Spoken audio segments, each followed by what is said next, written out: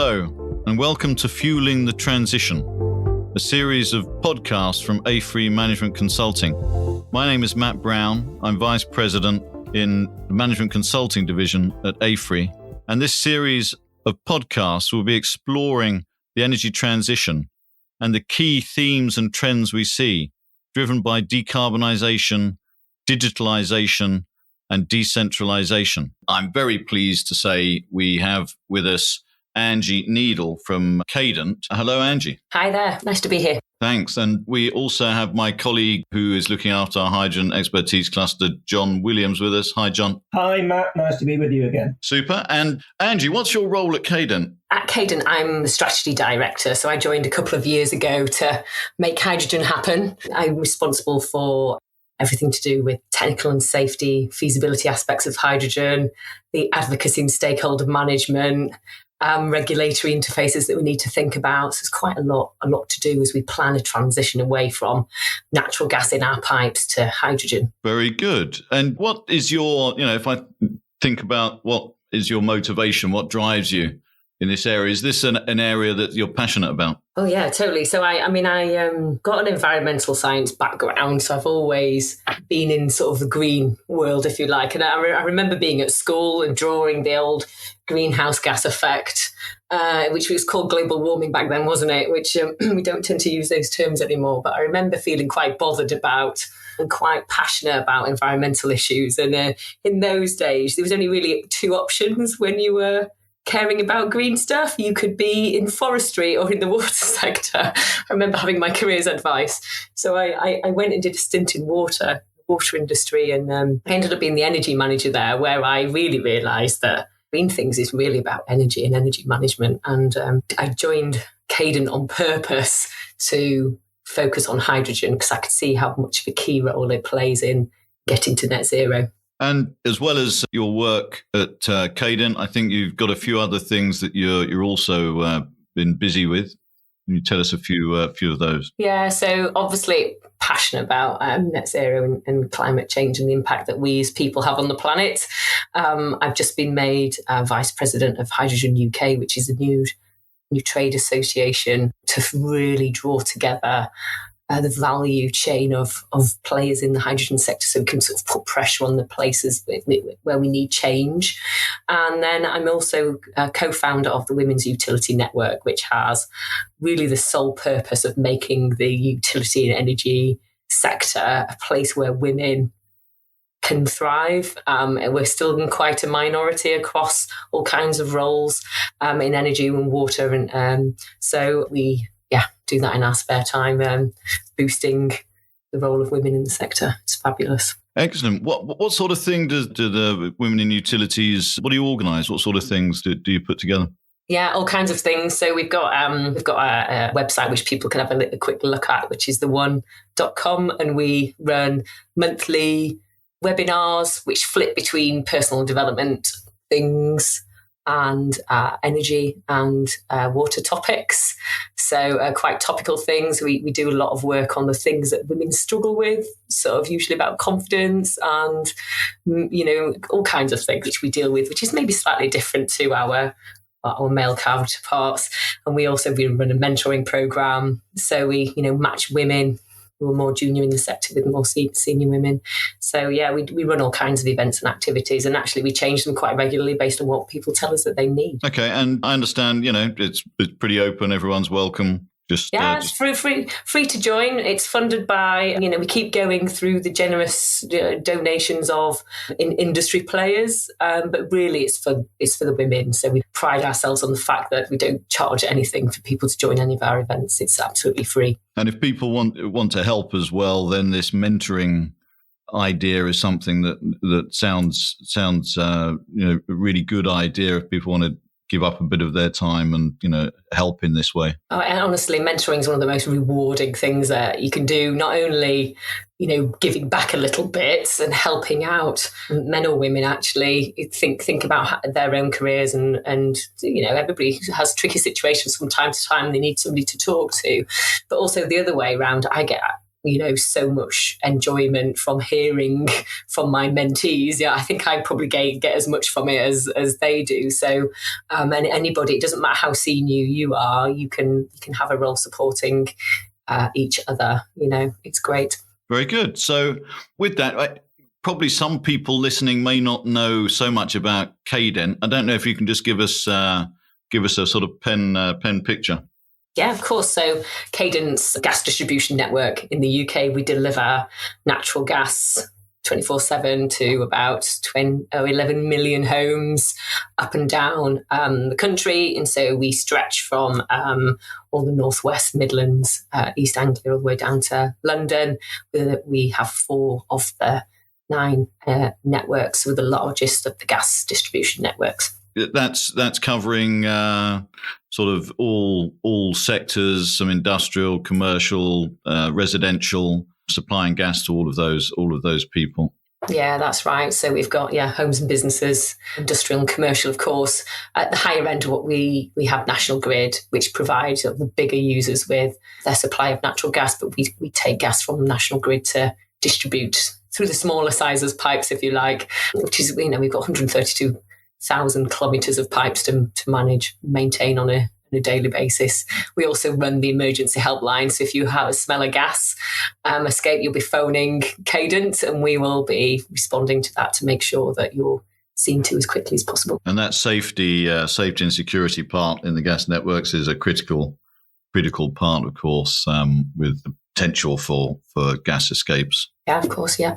And then in terms of, the sort of challenges for Cadent looking forward, what would you say the areas of focus are? Well, I mean, it's not obvious, really. I mean, we're a gas network today that delivers a fossil fuel. We know how important it is to move away from fossil fuels as quickly as humanly possible. And yet, we rely on natural gas. It really underpins our existing energy system in the UK, not only for generating power when there is a lull in renewables. It manages the grid. It does all the balancing, heavy lifting on the balancing on the grid, so there's enough electricity all the time. It provides heat to people's buildings. 22 million homes are connected to the gas grid. So there's a huge amount to do to wean ourselves off natural gas. And of course, that affects our network because that's what we do today. We deliver natural gas. And so we're planning, the biggest challenge for us right now is how we plan an uncertain future. We don't quite know how it's going to pan out, but there's some things that we can see today that are crucial for us to do as gas networks to make sure that we know we're pushing towards reducing and finally removing in its entirety natural gas from the energy system. And we've got a key role in that because pipes that are in the ground are a valuable asset for the UK. We need to work out what to do with them in the future. In terms of that future, then obviously the topic today is hydrogen. What are the potentials for? It sounds probably a silly question. But what are the potentials for just putting hydrogen into the gas network? Yeah, so we're looking at the transition from where we are today, which is largely natural gas system, and we do have biomethane connections, but that's still methane. So we need to transition towards hydrogen, and there's a couple of things that we're doing. So we need to make sure that the existing gas network can take both blends of hydrogen and 100% hydrogen.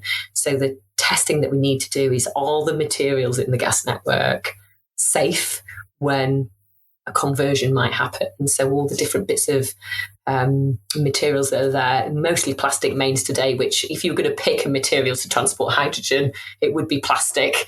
We've been managing a mains replacement program for quite a long time now, which is just upgrading the gas network anyway. So we've got largely plastic mains. We've got some more to do still, but that's great for transporting hydrogen. The bits that aren't yet plastic and might not be, we're testing those bits of iron main, steel, other components to make sure they are compatible with 100% hydrogen. And if they're not, we'll need to have a program to change those or line them somehow.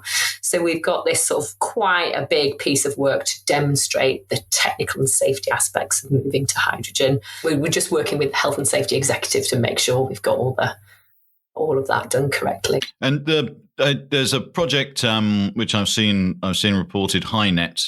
I don't know if you could tell us a little bit about that one as well. Yeah, so HyNet is one of the industrial clusters in the UK. It's in the northwest, it's around Merseyside, and there's a load of industry there that not only rely on natural gas for their production processes, but also produce CO2 as a byproduct. And so in this particular industrial cluster, we've pulled together a consortium to deliver a huge carbon emissions reduction programme, which relies upon hydrogen production. And so the project called HyNet is going to make huge volumes of hydrogen at Ellesmere Port. It's got a carbon capture and storage project in Liverpool Bay. And we, Caden, are going to build the hydrogen pipeline that takes hydrogen from the production centre to the industrial users in the region. There's about 80 kilometres of pipeline that we're going to build, and it'll connect it up to storage in salt caverns as well. So we've got this little ecosystem that we're creating, and it'll be one of the first of its kind. There are other clusters already been supported in the Teesside and Humber region as well, but it's really going to be an opportunity to do this in practice. We do a lot of talking about it, so it's quite nice to be actually seeing it develop over time, and it's great that it's been selected as one of the track one clusters by the UK government quite recently. And what's the sort of timeline for that then? So HyNet's going to start to produce hydrogen from 2025, and we've got a series of stages because we're going to be increasing hydrogen production as demand increases. So it'll step up ever increasing volumes of hydrogen to 2030. We've already got, many industrial users signing up to be an off-taker of hydrogen. Okay. Well, it sounds like a really big step forward on the hydrogen front. John, do you know much about the HyNet project? Yeah, thanks, Matt. Yeah, it's one of the really exciting, interesting projects that are being developed in the UK at the moment, along with the other clusters that Angie mentioned. And also, we should also mention, some of the clusters in Scotland, South Wales, etc. So it's really interesting, the route that we're taking in the UK, supported by the recent UK government's hydrogen strategy, that made it very clear that the UK approach is quite different to a number of continental European countries in terms that we're following a twin track approach. And what that means is the support for both blue and green hydrogen. So blue hydrogen produced from natural gas with carbon capture and storage, and green hydrogen produced from renewables through electrolysis. And so initially, as Angie said, the focus is on these industrial clusters. So bringing in industry, providing incentives for industry to switch to low carbon hydrogen from grey hydrogen, and then ultimately to switch from fossil fuels such as unabated natural gas to use hydrogen in their application. So really exciting project. Will really be a kind of trailblazing set of projects, not just in the UK, but will, globally, really, in terms of how these projects get off the ground. Just one thing I wanted to pick up on, in all the work that we do and all the clients that we talk to, one of the big challenges from the end user perspective is how to decarbonise and how to remain competitive. So switching to low carbon hydrogen or switching from fossils to low carbon hydrogen could result in an increase in cost for end users. And so obviously there needs to be some way to incentivize these end users. And I guess they're faced with a challenge to decarbonize, but also remain competitive, nationally and internationally. So I just wondered, Angie, if you could say a little bit about some of the challenges that might be facing those end users and some of the support mechanisms that might be put in place or might be needed for them. Yeah, of course. Yeah, thanks, John. I think it's important, isn't it? This because natural gas is although we've got a spike in prices right now, it's inherently less expensive than hydrogen will be in the first instance, and we've got this need to, we're not going to get to economies of scale of hydrogen unless we invest in some of this production infrastructure quite quickly. And you can see something similar happening to what we did with wind, is that we give it an incentive in the first instance that helps create the scale that then delivers the economies of scale and the price reduction over time. And that's really important because, our fear is if we don't support the industrial users of natural gas in decarbonising, they could easily offshore elsewhere where maybe there are less stringent regimes and plans in place. And, as we know, carbon emissions reductions is a global challenge. So the ambition, of course, is to keep this industry in the UK from an economy and jobs point of view. And there's two key costs, I think, to those industries. The first off is the cost of the hydrogen, which the current plans by UK government is that it's going to be supported by a contracts for difference type mechanism, and they'll be consulting on that in the new year. And that's quite important because that means that industrial users will pay the same amount for hydrogen as they do for natural gas, and the cost difference between that is supported and potentially socialised, so we can keep those industrial users in the UK and reduce carbon emissions. And then I guess the other cost to consumer to the industries is just the process of fuel switching itself. They might need changes to their assets. They might need to change their production processes. There might be something a little bit different. The HyNet project has just tested 100% hydrogen with Pilkingtons. So they've made their first hydrogen glass. And so we know it can be done. And so we're working with the industrial users in this particular region to focus on what it takes to manage the fuel switching. And again, individual fuel switching projects are being supported by government and probably will need to be, because actually could be a significant cost for some of these organisations. But we mustn't forget that this is going to decarbonise huge swathes of industry in the UK, wherever the clusters might be. And just a point on all the clusters, I mean, it's great that 2 of the clusters have been supported, but we really need them all to be supported. We can't have, we won't get to net zero unless we, support Acorn and the other clusters. And actually, there's a growing number of smaller clusters which will be as important. Yeah, and you mentioned about the track 1 status that HyNet has got. What does that mean? It means we're sort of first at the negotiating table for the support mechanisms we'll receive for carbon capture and storage, which is great. And, we need that in place quickly so that we can get production going.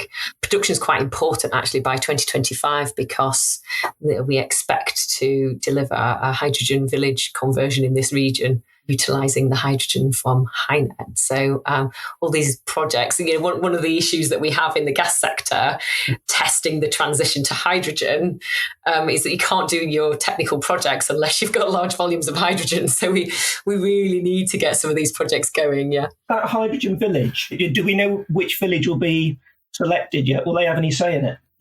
No, I mean, we don't know which village yet. The government have created a competition between the gas networks to have the first hydrogen village, maybe more than one for good reason. We would really like more than one village to be selected, because if you think, well, there's a few things here, like we've done this before, like we've converted from Towns gas to natural gas, to North Sea gas back in the 60s and 70s. We want to be able to demonstrate to government that you can do this. You do need the volumes of hydrogen to make it happen, but in terms of the impact on consumers and things like that. So yeah, the next step will be to do, more detailed work, subject to any of us getting through the first round of bids for our villages. Excellent. And so those villages, they would be fully converted to hydrogen, so they would need their gas boilers replaced with hydrogen boilers. What about cooking? Is that something that we can use hydrogen for as well? Yeah, absolutely. So the villages will be converted to hydrogen in its entirety, which means all the appliances that use natural gas today need to be converted to use hydrogen. And we've also got a hydrogen show home up in Gateshead that we've built and funded with our friends at Northern Gas Networks and Bays. So there's a semi-detached house there which has got 2 different types of gas boilers in there, cookers, ovens, and fires in the living room. So you can go and have a look at these appliances. You can see what they're like. You can experience the hot water in the radiators. I mean, the whole point about hydrogen conversion, of course, is that it's no different really, apart from changing the the fuel in the pipe. So the boilers look the same, they fit into the same space. It doesn't require a huge amount of disruption from a consumer's point of view. And I think that's quite important because there's lots of different ways of getting to net zero in people's homes, of course. There's heat pumps and district heating schemes, and they all play a really important part. But we've been asked to demonstrate what can be done with hydrogen. And of course, there's a whole supply chain of appliances and networks for us to think about, and consumers need to be at the heart of this. We need to make it as easy as possible. Else we might find that consumers choose to do nothing, which would be bad. Yeah, because there's quite a lot of debate that goes on about the relative merits of hydrogen boilers versus air source heat pumps. And different European countries have differing views. I guess, from what I understand of a lot of the discussions going on, the UK is probably the most supportive of conversion to use of hydrogen in heating. But still, in that, the government in the recent hydrogen strategy has put off a decision till, I think it's 2025 or 2026, which some people have said is too long. Why can't we start the transition now? I just wonder what your view was on that. Yeah, I mean, this is a really tricky one, actually, because government want us gas networks to demonstrate what a conversion looked like. And actually, you can't do that unless you've got large volumes of hydrogen. And we're not going to get larger volumes of hydrogen until 2025. So you can see why they've put the heat policy decision at 2026, because it requires us gives us time to do all those, demonstration projects and bits and pieces.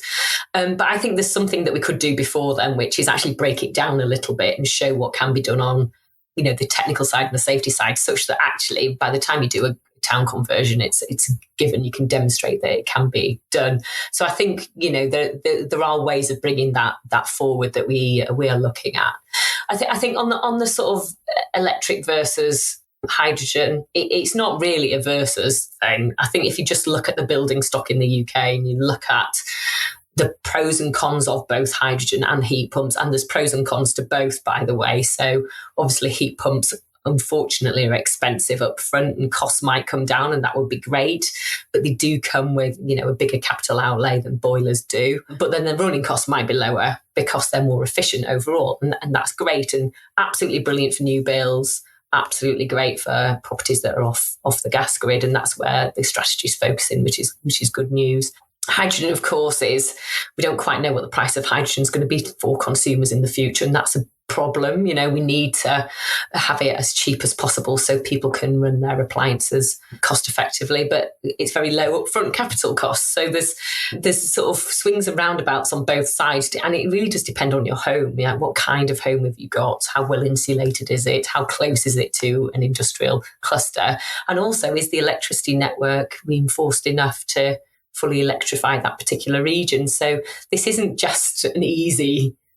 This is why you need options, and it's why today's energy system's got lots of different things in it, because they support each other. And my view is that we absolutely need a gas to get to net zero. That gas is hydrogen because it does things that electricity can't do, and vice versa.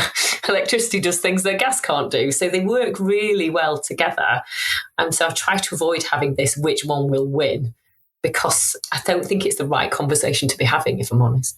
I agree. There's definitely a role for diversity in energy supplies, always has been, and being too heavily reliant in one way or another normally doesn't work out too well. I think it's also interesting the point you raise, Angie, about what people want as well. Quite often when if one's doing analysis, if one's looking to the future and doing analysis, and you do a cost analysis and you say that, it's going to be this or that technology into the future, it misses the point that we've got a bunch of people who are used to having gas boilers in the home, are used to the system they've got, and they might be resistant to change, which, is always going to be a problem. So I think that's an important, it's a really important thing to think about as well in the future, this resistance to change and what the consumer themselves would like. Just kind of thinking about hydrogen more generally, Maybe we'll come back and pick up on some of the heating stuff a bit later. But where does Cadent stand on the big green versus blue debate? Is that something you get involved in? Yeah, well, we sort of get asked the question quite a bit.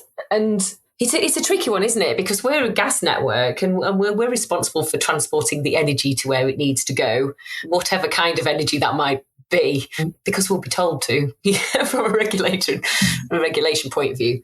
But I see everybody's perspective, which, from a purist point of view, wouldn't it be lovely if we could get as much green hydrogen going as possible? But when you look at what the UK has in terms of infrastructure and assets, we've got an offshore industry, we've got sort of North Sea assets, expired gas fields, some natural gas remaining. We have got wind that we can use for electrolysis. We've got a gas network that can transport it around the country. And we've got ambition to be a global leader in hydrogen. And so I think the trajectory should be towards the lowest carbon hydrogen that you can. And it's really great to see that the government is setting a low carbon hydrogen standard. So you won't be able to receive your support mechanism for hydrogen unless you can demonstrate the carbon integrity, for want of a better word, for the production. And that's really important because it kind of doesn't really matter what the colour is then, right? We're really talking about the impact that the production has on the planet.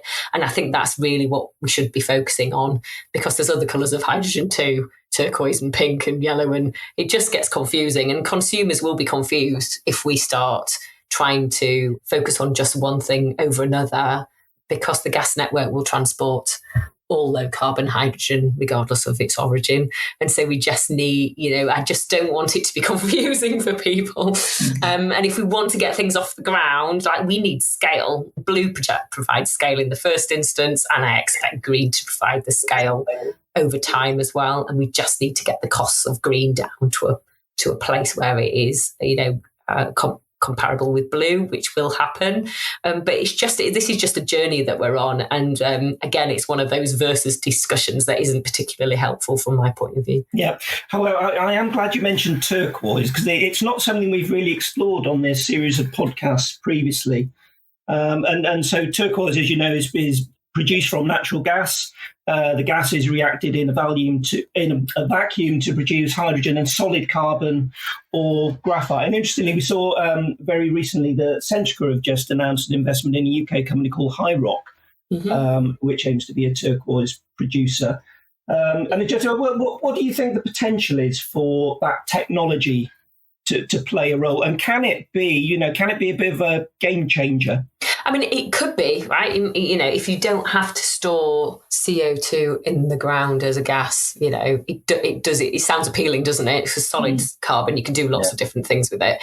It's just this just comes down to economics. It comes down to the cost effectiveness of producing the hydrogen at scale. So, you can't point to a scaled pyrolysis plant right now. They don't exist. And so we need to obviously support innovation. And this is what the UK government is doing. Let's support innovation in hydrogen. As soon as we've put the line in the sand of our ambition, innovation's already starting to happen. And the same will happen in appliances in people's homes. As soon as you say you're going to have hydrogen, lots of things will happen. And so it's, we need to support all these particular, new technologies, because we can't afford just to back one horse at the moment. Yeah, and I think our perspective is we will completely agree with that. We think the scale of hydrogen needed to decarbonise is, enormous. So we need to support all technologies in being able to try and meet that challenge. Just to kind of move on a little bit into that, I know a concern about hydrogen as a safety. Obviously, and I know we've touched on that briefly. Obviously, natural gas safety is the first priority. How do the safety issues change if we switch households to run on hydrogen? Yeah, it's a good question. So let's not forget the gas sector has been running safe gas networks for a long time, hundreds of years. So managing the delivery of combustible gases is something that we do day in, day out. And hydrogen is different, right, to natural gas. It behaves differently. And there's some useful things about it and some less useful things. So it has, the less useful thing is it has a broader combustion range, which means it's slightly easier for it to ignite, which is sort of useful in some situations, actually. If there is an escape, you need to be careful so that you don't have an incident. However, on the plus side, it's much lighter gas. It's the smallest molecule. It dissipates unbelievably quickly. So the chance of it accumulating to ignite is much, much lower. And so government have done quite a big piece of work called HyNet, because people are obviously most concerned about, okay, I'm having this in my home. What if it goes to my gas fire or my boiler, or how more or less dangerous is it than natural gas? And just to be absolutely clear with all the listeners, because I think it's a really important point, the Health and Safety Executive are not going to approve hydrogen in the gas network unless it is at least as safe as or more safe than natural gas. So we're not going to go backwards. We have to, demonstrate that it is improvement. So we are working quite closely together on all the technical aspects. So we've looked at things like, can it carry the same odorant? People might not know that we put an odorant in natural gas, so it's got this special smell that we want the same smell in hydrogen. Can it carry that odour? Yes, it can. And do you need to add a colourant so you can see the flame when it burns? Those of you who've been to the hydrogen show home will know that you can see the orange flame that the hydrogen cooker burns without adding any colourants. It's the design of the burners, so we can manage that. And the boilers have little infrared sensors, so they've managed that. They've done things like knock nails into floorboards to see damaged pipes, to see where it leaks and escapes, and those kinds of things. So it's a really comprehensive piece of work. And what's that demonstrating is that hydrogen can be managed effectively in the home because of its attributes of being light. You need to just make sure your home has got the required amount of ventilation, which homes do, by the way. So it's not like a new exciting thing that we have to look at, but we do have to test that amount of ventilation is there, which is already a standard. And we might need to move the meter depending on where it is.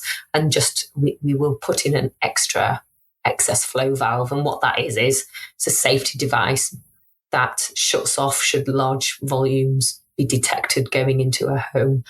And you said, Angie, that's a less dense gas. Does that mean that all of the system will need to be under higher pressure to get the same amount of energy through? Yeah, it's a good question, actually. So hydrogen takes up more space than natural gas. It takes up 3 times the amount of space. But because it's a bit of a strange concept, it burns fast, which means that it pulls itself through the network at a fast speed. So there's a couple of things that we're testing to make sure we can get the volume through. One is, because we're not going to change the size of pipes, by the way, because that would mean digging up everywhere. So we know that the existing pipes can take the amount of hydrogen needed. So there's a few things. One, we expect a proportion of homes to not be on natural gas anymore. So that reduces the amount of hydrogen that people might need. The speed of hydrogen means it pulls through fast, which is good. And we're considering putting a slightly higher pressure through the pipes, but within existing limits. So all these things are being modelled right now to make sure it can be managed. What would happen then if we move towards, as an interim, a hydrogen blend? So by volume, we have 20% hydrogen, 20% natural gas. How does that work in the pipes? It's a stupid question, but does the hydrogen then move faster than natural gas in the blend? How do you manage that? Yeah, it's good. It doesn't make any difference. So because we've got a project running live at the moment in Wyn Leighton, which Northern Gas Networks are running, and 600 homes are getting 20% blend of hydrogen to natural gas. Nobody knows any difference in the home, can't see any difference, to the speed of cooking and things like that. And the pressures and the sensors are all saying it's managed the same. So it's it obviously can be managed in certain proportions, but just good to make it clear to everybody, we can't ratchet up just from 20% to 100%. You can't go 30% now or 40%. And no, look, we've converted everybody. UK appliances can only take a 20%. They're tested to 20% hydrogen. Above that, you have to make changes to the actual appliance, to the way it burns the gas to burn 100% hydrogen. And this is why we're very supportive of the government's plan to mandate hydrogen-ready appliances. So they are gas appliances that today can burn methane and then tomorrow can be converted very easily to burn 100% hydrogen. So you've got one that's dual fuel, for want of a better word. Talking about cooking as well, and this might be the most important question of the day. And reminded of me when I first joined the gas industry, which was back in 1994. I was working for one of the first independent gas suppliers in the UK.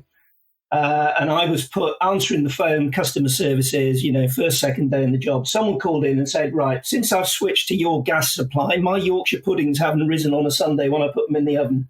What's going on? Obviously, brand new to the job, no idea how to answer it, but I bluffed my way through it. So is that a concern when we switch to hydrogen? Are people going to notice a difference when they cook with hydrogen? Well, possibly. I mean, we haven't tested enough yet on those kinds of things to know. But I think the hydrogen cookers that are up at the Gateshead house, they're being put through their paces at the moment, and we're going to build some more like catering equipment and things like that to see what can be done. I mean, it is different. The heat that radiates from a hydrogen flame disperses differently than with a natural gas flame. So there probably will be some differences, but it's a little bit early to say yet. But they have made Yorkshire puddings and scones and things in the oven for Gateshead, and I don't think they've seen a great deal. They've had a chef in to cook a curry and using a wok and all kinds of things. So I guess we'll have to wait and see. I can't say it's a scientific experiment at this point in time. But the good thing about cooking is that there are options. There are electric options. Some people like gas, some people like electric. So we expect it to be, a choice for customers rather than you must have your gas hob. But we'll have to wait and see how that market develops. I can't imagine anyone preferring an electric hob personally, but there you go. I wish you had a recording, John. I don't know if they were recording for training purposes back then, but I'd love not to have back heard. In those days, I'm afraid, no. I'd love to have heard your answer as you explained. I don't know, what you could have said. Yeah. One of the other questions we wanted to ask was about, the timescales. So, we've got all the trials that are going on. We've got the government decision due in the middle of this decade. So when can different parts of the country expect to know if they'll have the option of hydrogen? And then what does that rollout look like? No, it's a great question, because the honest answer is we're going to have to zone the country. We're going to have to work out which bits of the country are going to be electric or more electric, and which bits are going to be converted from natural gas to hydrogen. And so what we do know and what we are planning at the moment is how are we going to get the hydrogen out of the industrial clusters where hydrogen is going to be made at scale, and how are we going to convert geography surrounding those industrial clusters in the first instance. So we've just launched a project called East Coast Hydrogen, actually, which is looking at the feasibility study and then the front end engineering. So where are the pipes going to go that are going to take the hydrogen from the Humber industrial cluster? What route of the 100% hydrogen pipeline do we need to route it so it gets to the industrial users first, maybe, all the way into Sheffield and then down into the East Midlands. And from that sort of spine that we're producing that will deliver hydrogen, how then do we convert cities and towns along that route, bearing in mind that we've got to keep everybody on natural gas, everybody else on natural gas, whilst we convert places to hydrogen. So the real challenge is having enough hydrogen to convert, and then managing the conversion on a sort of place by place basis. So if we've got a heat policy decision in 2026, we are already planning what that conversion might need to look like. By the way, we're not waiting for the heat policy decision to then start thinking about it. So we expect to, in our next regulatory period, to really put our plans together which talk about conversion.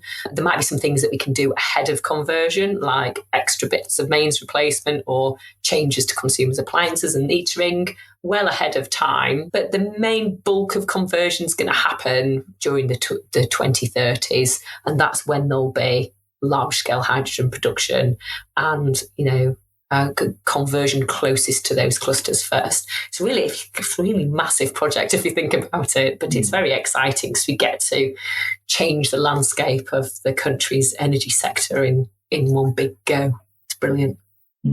So for those locations that aren't near the clusters, will they be the last to convert to hydrogen, or do you think we'll have enough clusters around the country that everyone will be within a certain distance? Well, I mean, our plan at Caden is to look at all our geographies that have got natural gas today and explore how you would convert them to hydrogen and where that hydrogen would come from, so that there's a plan for every region. And it's not just sort of north to south either. There's lots of opportunities for hydrogen to be produced in the south and or imported, by the way. So we've got Backstone, we've got London. So, and throughout this time, of course, there'll be people electrifying some heat too. So we've got to manage this, process collectively with the electricity networks, so that we are having an optimal plan where we're working together to work out what needs to be done. So it is complex, right? And we don't have answers to all these questions yet, but we're working together to pull one together. And it sounds like an area that really could benefit from one plan. I suppose there's a challenge in terms of providing people choice and then having a plan about where we're upgrading the electricity networks and where we're converting the hydrogen as well. I wonder how all of those things sit together. It is a tricky problem, isn't it?